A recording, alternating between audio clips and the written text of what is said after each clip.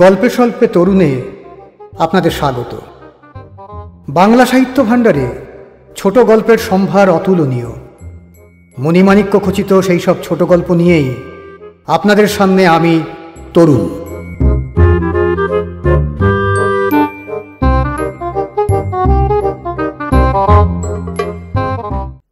আজকের গল্প বিভূতিভূষণ বন্দ্যোপাধ্যায় রচিত বারিক অপেরা পার্টি।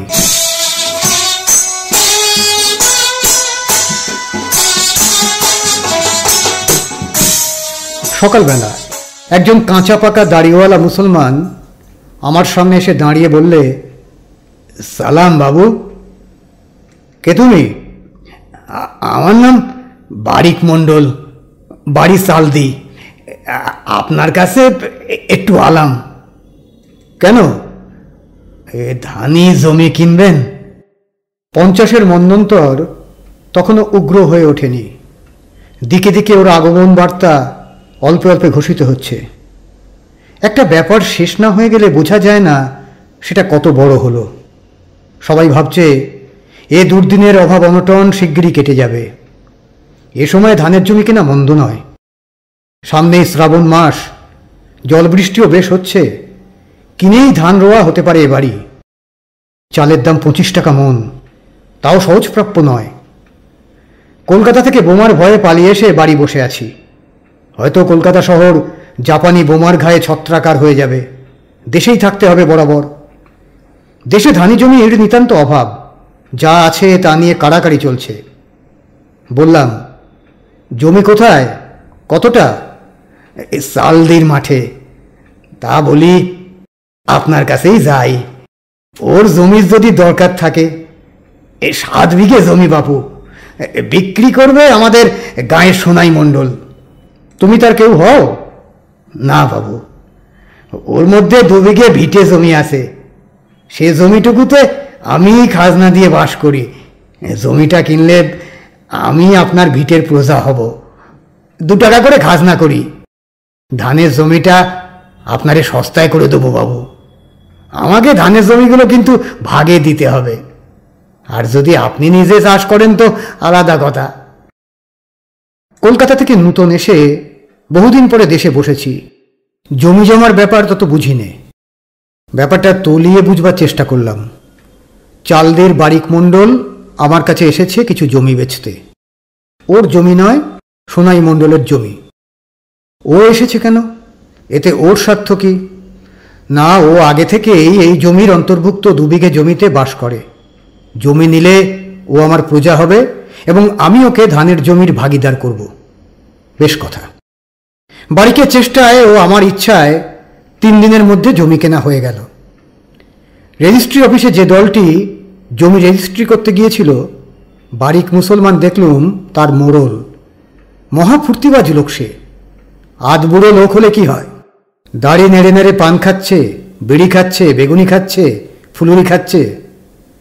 রেজিস্ট্রি শেষ হয়ে গেলে বারিক আমায় ডেকে বললে, বাবু একটুখানি দোকানে চলুন। কোন দোকান? জল খাবেন একটু। জল খাওয়ানোর প্রথা আছে এদেশে। যে জমি কেনে সেই মনের ফুর্তিতে সাক্ষী ও শনাক্তকারীকে মিষ্টিমুখ করায়। যে জমি বেচে সে তো রিক্ত হয়ে গেল, সে খাওয়াবে কেন? এ কথা তো এদেশে নেই। কিন্তু বারিকের আনাড়ি ধরনের বিনীত গ্রাম্য অনুরোধ এড়াতে না পেরে খাবারের দোকানে বসলাম। দাও ও দোকানি, বাবুরে নিমকি, সিঙ্গারা, সন্দেশ দাও। আর ওই যে হ্যাঁ দে গোল গোল তোমার, ও কি বলে, ওই দাও 1 পোয়া। নুসি খাবেন বাবু? হ্যাঁ দে বাবুরে নুসি দাও 8খানা। হ্যাঁ, ভাজা নেই? তা ভেজে দাও। 1.5 টাকা খরচ গেল শুধু আমার পিছু। খাবার খরচ গেল টাকা 4। বারিক মহা ফুর্তিতে 1 টাকার খাবার নিজেই খেলে। সন্ধ্যা হয়ে গেল। সবাই মিলে অন্ধকারে বাড়ির দিকে রওনা হই। বারিক অন্ধকার পথে গান জুড়ে দিলে চেঁচিয়ে, ও গো হরি বংশীধারী শ্যাম নট বড়। সোনাই মণ্ডল বাজার থেকে বড় দেখে 2 ইলিশ মাছ কিনেছে। কারণ আজ তার হাতে করকরে 250 টাকা। জমি ওরা নাকি খুব সস্তায় দিয়েছে আমাকে। দলিল লেখক আমাকে আড়ালে বলেছিল, 250 টাকায় 7-8 বিঘে জমি কিনেছেন, তার মধ্যে 5 বিঘে আমন ধানের জমি। সাব রেজিস্ট্রার বাবু এ দলিল এখন মঞ্জুর করলে হয়। দামটা কম বলে মনে হচ্ছে কিনা? যা হোক, রেজিস্ট্রি হয়ে গেল, কোনো গোলমাল হয়নি। বারিক মণ্ডল বললে, বাবু আমাদের গাঁ আগে, তারপর আপনাদের গাঁ। এই অন্ধকারে কি করে যাবেন? সোনায় ইলিশ মাছ কিনেছে, আমাদের গ্রামে আজ থাকুন, ইলিশ মাছ রান্না করুন পেঁয়াজ দিয়ে। আজ চলুন একটু ফুর্তি করা যাক। আমি রাজি হলাম না। বাড়ি চলে এলাম অন্ধকারে। বারিক আমার প্রজা হলো। তখন শুনলাম বারিক অপরের জমিতে বাস করত। সে ভিটের খাজনা বহুদিন না দেওয়াতে জমিদার ওর বাড়ি অর্থাৎ একখানা চালাঘর এবং একজোড়া বলদ বিক্রি করে ক্রোক দেবার উপক্রম করেছিল। তাই ও সে জমি ছেড়ে আমার জমিতে নতুন করে চালাঘর বাঁধল। আমার নতুন কেনা ধানের জমি ওই ভাগে চাষ করবার জন্য বন্দোবস্ত করে নিলে। সেবার ধান রোয়া শেষ করলে। বারিক রোজ সকালে একবার করে আমার বাড়ি ঠিক আসবে।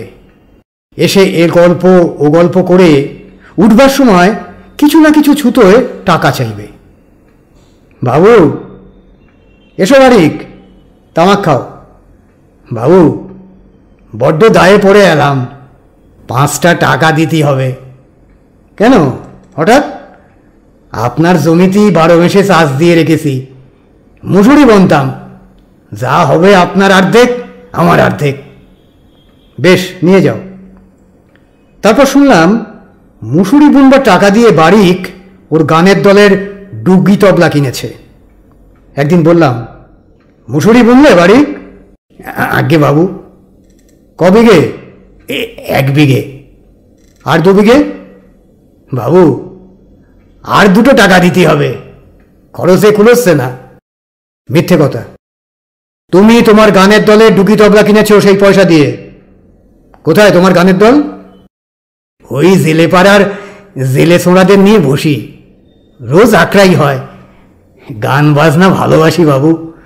এবার পুজোর সময় সাধন সমর বা অজামিলের বৈকুণ্ঠ লাভ নামাবো 12 আসরে। দেখি যদি খোদার মর্জি হয়। আমার ছোট ছেলে কেষ্ট সাজে, দেখবেন কি গানের গলা, কি একটো। বেশ বেশ, দেন বাবু 2 টাকা। নিয়ে যাও, কিন্তু মুসুরি ঠিক বুনবে। তার বলতি, কাল সকালেই বাকি 2 বিঘে সাঙ্গ করব। ধানের সময় আমার ভাগে যে ধান দেওয়ার কথা বারিক আমাকে তা দিলে না, অনেক কম দিলে। লোকে বললে, বাবু ও ওই রকম, কত লোককে ফাঁকি দিয়েছে, আপনাকে ভালো মানুষ পেয়ে ফাঁকি তো দেবেই। খুব রেগে বারিকের বাড়ি গেলাম। গিয়ে দেখে শুনে বেশি রাগ রইল না। কি মুশকিল, এইরকম বাড়ি ঘর ওর। মাত্র একখানা 4চালা ঘর। ঘরের দরজা জানালার ফাঁকগুলো বাঁশের ঝাঁপ দিয়ে আটকানো, দৌড় পর্যন্ত নেই ঘরের। ওর দলিজে বিছানো আছে একখানা বেদে চটা অর্থাৎ খেজুর পাতার বোনা পাটি, একটা কঙ্কাল ধরা তামার বদনা, একটা হুঁকো, আর তামাক টিকে রাখবার মাটির পাত্র। একখানা অত্যন্ত ছেঁড়া ও ময়লা রাঙা নরুন পাড় শাড়ি চালে শুকোচ্ছে। চালের অন্য স্থানে একটা কুমড়ো গাছ উঠেছে। উঠোনে একখানা ভাঙা গরুর গাড়ি। সব শুদ্ধ মিলে অত্যন্ত ছন্নছাড়া অবস্থা। কিন্তু বিষয় সম্পত্তি রাখতে গেলে ভাবপ্রবণ হলে চলে না। আমি কড়া সুরে বললাম, মোটে 2 বিঘ ধান পেলাম 3 বিঘে জমিতে। আমার সব শুদ্ধ 22-23 টাকা নিয়ে এসেছ, তার বদলে ধান দাও। আর বছরের ভিটের খাজনা 2 টাকা, তাও শোধ করো, নইলে কালই নালিশ ঠুকে দেব। বাড়িকে 2টি ছেলে, বড়টির বয়স 18-19, ছোটটির 14-15। তারা বাবার কাছেই দলিজে বসে গল্পগুজব করছিল। চট করে একখানা খুরশি পিঁড়ি এনে বড় ছেলেটা আমায় বসতে দিলে। বারিক বললে, যা কাঁঠাল পাতা কি কলার পাতা নিয়ে আয়, বাবু তামাক খাবেন। ওরে আলি শিগগির ছোট। থাক, আমার তামাকের দরকার নেই, ধান বের করো বাকি টাকার। ঠান্ডা হন বাবু, তামুক খান আগে। বারিক নিজে তামাক সেজে দিলে। বললাম, তোমার ছেলেরা কি করে? বড়টি গরু চড়ায়, ওরা দুজনে ভালো গান গায়। এই শুনিয়ে দে বাবুকে একখানা গান। থাক, গান এখন দরকার নেই, তুমি ধান বের করো। দেবো বাবু দেবো। আর খাজনা আজ সব শোধ করে দিতে হবে, নইলে নালিশ হবে জানো। দেবো বাবু দেবো, তামাক খান। একটু পরে বারিক ও তার দুই ছেলেতে ধরাধরি করে 2 বস্তা ধান বার করে নিয়ে এলো। বারিক বললে, বাবুর এই ধানগুলো ওর বাড়ি পৌঁছে দিয়ে আসতে হবে, গরু দুটো খুঁজে নিয়ে এসে গাড়ি ধুতে দে। আমি বাধা দিয়ে বললাম, কত ধান? 2.5 7.5 মণ। এতে তো শোধ হবে না দেনা। বাবু আল্লাহর কি রে, ঘরে আর ধান নেই, সব দিলাম আপনাদের, আর কিছু নেই, আপনি দেখে আসুন ঘরে। তোমার ধান রইল না? না বাবু, সব দিলাম। তুমি ছেলে পেলে নিয়ে কি খাবে? তার কি করবো বাবু, আমি নালিশকে বড্ড ভয় করি। ওর কথা আমার বিশ্বাস হলো না। 2 বস্তা ধান গরুর গাড়ি করে ওরা আমার বাড়ি পৌঁছে দিল। 2 দিন পরে বারিক তার 2 ছেলেকে সঙ্গে নিয়ে সন্ধেবেলা আমার বাড়ির সামনে দিয়ে দেখি কোথায় যাচ্ছে। বারিকের বগলে বেহালা। বললাম, ও বারিক, কোথায় চললে? আগে বাবু সালাম, মহড়া দিতে যাচ্ছি। তুমি কি বেহালা বাজাও? ওই অমনি একটু একটু, খোদার মসজিদে। জেলেপাড়ায় ওদের দলের ঘরে একদিন গিয়ে বেড়াতে বেড়াতে হাজির হলাম। বাঁওড়ের ধারে একটা জাম গাছের ছায়ায় লম্বা 2 ঘর, কঞ্চির বেড়ার দেওয়াল, বসবার জন্যে খানচারেক পুরনো মাদুর, এক কোণে 2 জোড়া ডুগি তবলা, একখানা খোল, 1 জোড়া মন্দিরা, গোটা 2 থেলো হুঁকো টাঙানো বাঁশের খুঁটির গায়ে। জন 5-6 লোক জুটেছে, বাকি এখনো আসেনি। আমাকে ওরা সরবে অভ্যর্থনা জানালো। বটতলাতে বসলাম। সামনে বাঁওড়ের স্বচ্ছ জলে পদ্মফুল আছে। লম্বা লম্বা জলজ ঘাসের মধ্যে দিয়ে সুঁড়ি বালি মাটির পথ গিয়ে জলের ঘাটে নেমেছে। পানকৌড়ি বসে আছে পাটশ্যাওলার দামে। ওপারে কাজী সাহেবের দরগা।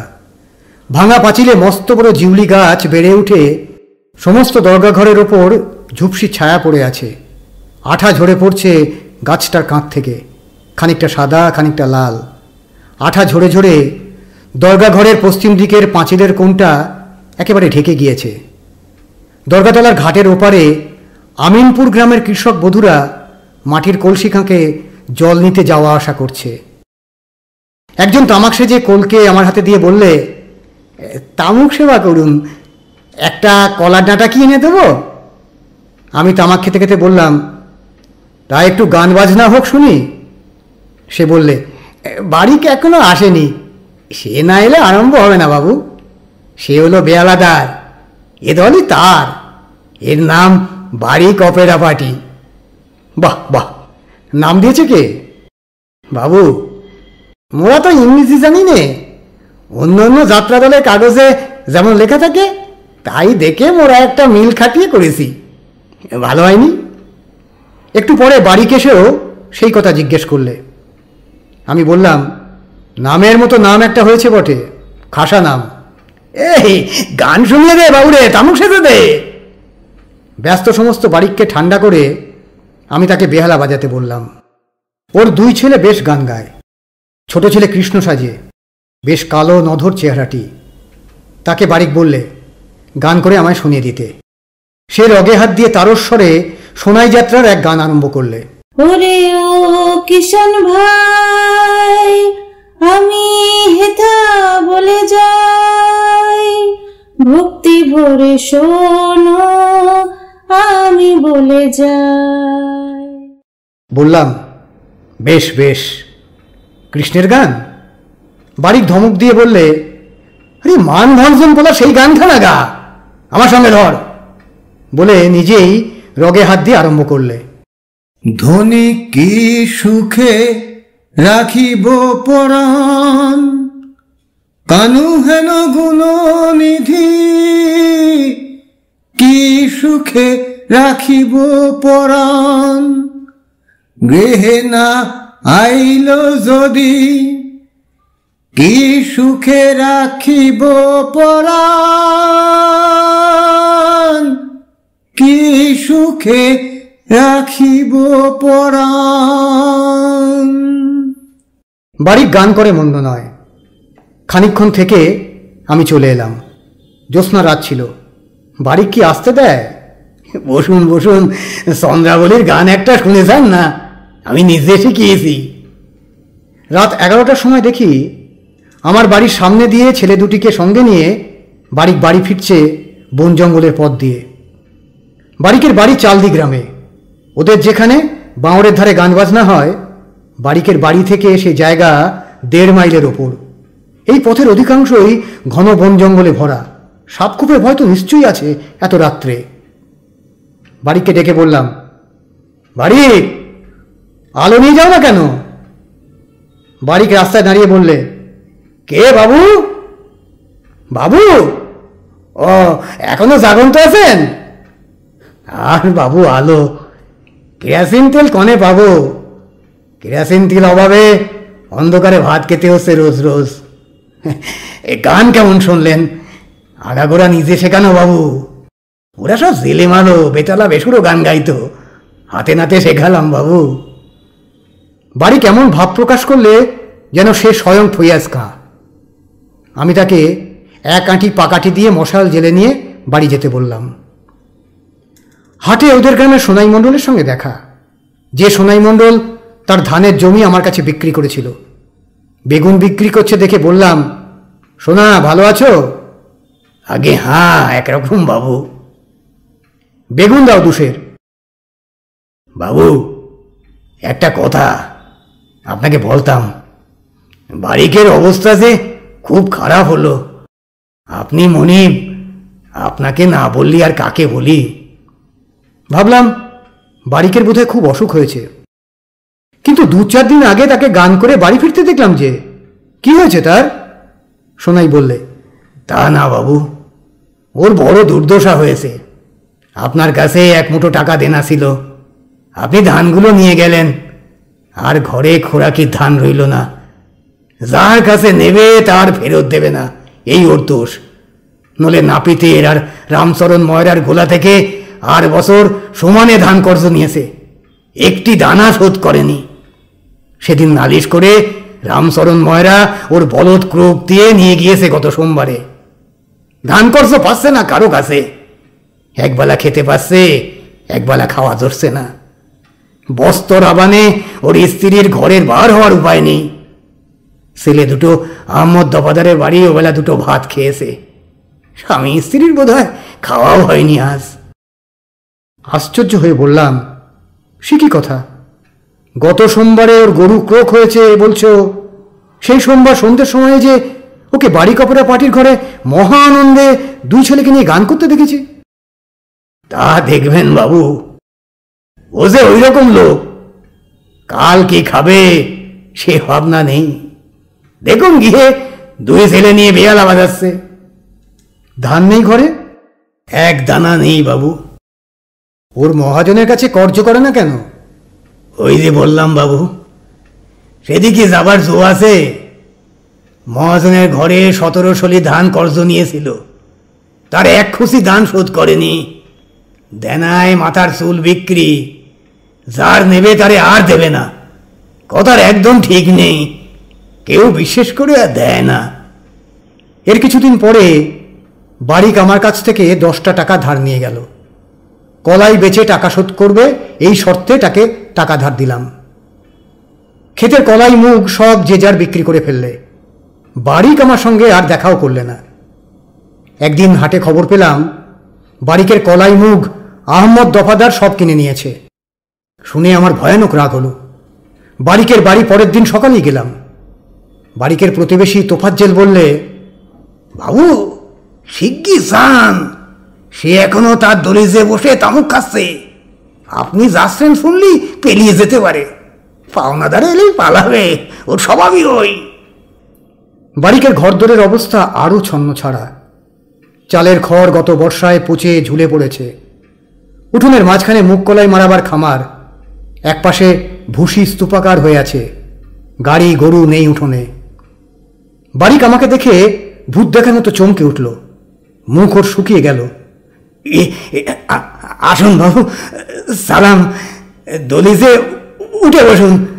ওরে আমি খুশি পিড়িখানা বাবুরে পেতি দে। থাকবে পিড়ি, আমি এসেছিলাম তোমার কাছে। মুখ কলায় বিক্রি হয়েছে? হ্যাঁ বাবু। আমার টাকা দাও। টাকা এখনো মোড়াতে আসেনি বাবু। মিথ্যে কথা। কার কাছে বিক্রি করেছ? আহমদ দফাদারের কাছে তো? সে সংবাদ আমি রাখি। আহমদ কারো পয়সা বাকি রাখবার লোক নয়। টাকা বের করো। বারিক নির্বিকারভাবে আমার জন্য তামাক সাজতে লাগলো। তামাক সাজা শেষ করে আমার দিকে কলকে এগিয়ে দিয়ে বলল, তামুক সেবন করুন। আমার কথার উত্তর দাও। আপনি ন্যায্য বলেছেন। টাকা ওরা দিয়েছিল, তা সংসারে জ্বালা, সে টাকা মোর খরচ হয়ে গিয়েছে। তবলা সাইতে খরচ হলো 3 টাকা। বেহালার তার এনেলাম মুকুন্দ তেলের দোকান থেকে। ওসব বাজে কথা শুনতে চাই না। খেতে পাও না, মহাজনের দেনা শোধ করবার ক্ষমতা নেই, তখন অত শখ কেন? বাড়িঘরের তো এই অবস্থা। গাড়ি গরু কি হলো? আমার প্রশ্নের উত্তর দিলে ওর প্রতিবেশীদের মধ্যে একজন আমার চড়া সুর শুনে অনেকে জড়ো হয়েছিল ওর ঘরের সামনে। বললে, ওরে আর কিছু বলবেন না বাবু, লোকটার আর কিছু নেই। গাড়ি গরু কি হলো? রামচরণ মায়েরা গরু ক্রোক করে নিয়ে গেল। গাড়িও বিক্রি করে ফেলেছে আহমদ দফাদারের কাছে। গাড়ি গরু না থাকলে চাষার উঠোন মানায়। বলি, ও চাষা, বাবুর কাছে থেকে টাকা আনলে কেন? যদি শোধ করতে পারো না, ভদ্রলোকের কাছে কথা বলো কেন তুমি? একেবারে দশায় ধরেছে তোমায়। জোরাজুরি করা কেন? বারিক মুখ চুন করে বসে রইল আর সকলের হাতে হাতে কলকে পরিবেশন করতে লাগলো। আমি নিরুপায় হয়ে চলে এলাম। বারিক কোনো কথা গায়ে মাখে না, কে যেন কাকে বলছে। বারিকের বাড়ি কিছুদিন আর গেলাম না। টাকা আদায় হবে না জানি, ওর সঙ্গে আর কোনো সম্পর্ক রাখবো না। টাকা কড়ির সম্পর্ক তো নয়। বারিকের সঙ্গে মাস 2 পরে একদিন হাটে হঠাৎ দেখা। কাঁধে একখানা ময়লা গামছা, পরনে ছেঁড়া আধময়লা ধুতি লুঙ্গির মতো করে পরা। সদা হাস্যমুখ বারিক আমাকে দেখে বললে, বাবু সালাম, আমাদের ওদিকে আর যান না? না, আমার অন্য কাজ আছে। আজ একবার মহল্লা ঘরে যাবেন বাবু? ওবেলা 2 গান শোনাতাম আর দেখতেন আমাদের সাধন সমর পাড়াটা কিরকম হলো। আজ পুরো মহল্লা হবে, পরশু গান হবে আরামডাঙ্গায় বিশ্বাসদের বাড়ি। আমার সময় হবে না। ও কথা বললি বাবু শুনছি নে। আসুন দয়া করে, আপনারে গান শোনাতে বড্ড ভালো লাগে। যাবেন বাবু? ওর অনুরোধ এড়াতে পারলাম না। সন্ধ্যার কিছু আগেই বাঁওড়ের ধারে ওদের বাড়ি অপেরা পার্টির মহলা ঘরে গিয়ে বসলাম। বারিক ও তার 2 ছেলে ঠিক সন্ধ্যার সময় এলো। তখন বাঁওড়ের দিক থেকে ফুরফুরে হাওয়ায় বড্ড শীত করছে। সময়টা মাঘ মাসের প্রথম সপ্তাহ। বারিকের গায়ে একখানা বহু পুরনো কুষ্টিয়ার চাদর। জ্যোৎস্না রাত্রি। আমি বাইরেই বসে রইলাম। বারিক মহা ব্যস্ত অবস্থায় কখনো গান করে, কখনো এর গানের ভুল ধরে, ওর তালের ভুল ধরে। হাসি ঠাট্টা ও অঙ্গভঙ্গি কিভাবে করতে হবে বিদূষকের ভূমিকায় তা শিক্ষা দেয়। ছেলেকে শিখিয়ে দেয় কৃষ্ণের ভূমিকায় কীরকম বেঁকে দাঁড়াতে হবে। এর দোষ ধরে, ওর গুণ গায়। মোট কথা, এই বয়সে তার উৎসাহ, আমোদ, লম্ফঝম্প একটা দেখবার জিনিস। আবার বাইরে এসে আমার কাছে বলে, বাবু বিড়ি খান একটা। দেখছেন কেমন? আমার নামে যখন এ দল, তখন বারিক অপেরা পার্টির সাথে বাইরে নাম ভালো হয়, তা আমাকেই দেখতে হবে নাকি বাবু? অজামিল কেমন দেখলেন? চলবে? আর কেষ্ট, আপনারা ভালো বললেই ভালো। কি বলবে? এই সেই বারিক, যার 2 বেলা খাওয়া হয় না, যার গাড়ি গরু পর্যন্ত মহাজন ক্রোক দিয়েছে, দেনায় যার মাথার চুল বিক্রি, যার বয়স 55 কোঠা ছাড়াতে চলেছে। এই মহল্লায় ও একাই 100। পরদিনই হাটে আহম্মদ দফাদার ওকে কি করে অপমান করলে আমার সামনে। চেঁচামেচি শুনে গিয়ে দেখলাম আহম্মদ ওর গলায় গামছা দিয়ে টানাটানি করছে। আহম্মদ চালদি গ্রামের অবস্থাপন্ন লোক, লম্বা দাড়ি রাখে, বেশ একটু গর্বিত, ঘোড়ায় চড়ে বেড়ায়। এবার ধানের দাম 16.5 টাকা পর্যন্ত উঠেছিল। 2 গোলা ভর্তি প্রায় 1000 মণ ধান চড়া দরে বিক্রি করে আহম্মদ টিনের বাড়ি ঘুচিয়ে দোতলা কোঠা বাড়ি করেছে। আমি গিয়ে বললাম, কি করো আহম্মদ, ওকে ছেড়ে দাও। ছি, তোমার চেয়ে বয়সে কত বড় না। আহম্মদ হাতে পয়সা করেছে, কাউকে মানে না। আমার দিকে ফিরে বললে, আজ জুতিয়ে ওড়িয়ে দেখিয়ে দেবো বাবু। এত বড় আসপদ্দা আমার সঙ্গে জুয়াচুরি কথা বলে। মুখ দেব বলে বায়নার টাকা নিয়েছে সেই 8 বছর। 2 মণ কলাই দিয়ে, আর টাকাও দেয় না, কলাইও দেয় না। রোজ বলে দিচ্ছি দেব, আজ আমি ওরে আমার সঙ্গে কিনা ঠকামি কথা বলে বাবু। এত বড় ওর সাহস! যেন সাক্ষাৎ ভাইসরয়, কিংবা মহাত্মা গান্ধী, কিংবা গৌরগোপাল ভক্তিবিনোদ গোস্বামী, কিংবা বশিষ্ঠ মুনি, কিংবা জুলু সর্দার লেজবক্ষুলা। বাড়ি তখন বলছে, ছেড়ে দেন বাবু, আমি ওই সুমন্দকে একবার দেখে নিতাম, আপনি ধরলেন কেন? আহম্মদ আবার সবে গিয়ে ঠেলে উঠে বললে, তবে রে। আবার তাকে কোনো রকমে ঠান্ডা করি। আহম্মদকে বললাম, কত টাকা পাবে? তা বাবু অনেক, খেতে পায় না। 2 বিঘ ধান দিলাম আশ্বিন মাসে, 27 টাকা নিলে মুগির দাম, বোটে 2 মণ কলাই দিলে, এখনো 15 টাকা তার দরুন বাকি। ঝিঙের বউ বই করে গাঙের ধারে, তার 2 বছরে খাজনা 4.5 টাকা। আমার গাছ থেকে ব্যবসা করবে বলে 1.5 কুড়ি নারিকেল পেরে আনে, তার দরুন 1 পয়সা দেয়নি। ওর মতো মিথ্যেবাদী ফেরেব বা জুয়াচোর এ দিগরে পাবেন না। আপনিও তো শুনি পাবেন 1 মুঠো টাকা। বাড়িকের প্রতিবেশী সোনাই মণ্ডল আমাকে আড়ালে বললে, বাবু 2 কাটা মুসুরি আর 2টো মানকচু বেচতে এনেছে বাড়িক, তা সব আহম্মদ কেড়ে নিয়েছে। হাটে ওই বেচে চাল কিনে নিয়ে যাবে, তবে ওদের খাওয়া হতো। কি অন্যায় কাণ্ড দেখেন দেখি। 100 আনা পয়সা হবে আপনার কাছে, বেগুন পটলটা ওকে কিনে দিই। সেই দিনই রাত প্রায় 10টার সময় শুনলাম বাড়িক উচ্চস্বরে রাগিনী ভাসতে ভাসতে বাড়িক অপেরা পার্টির মহলা দিয়ে ফিরছে। তুমি কোন অংশে, বলো কোন বংশে, কারে করেছ সুখী?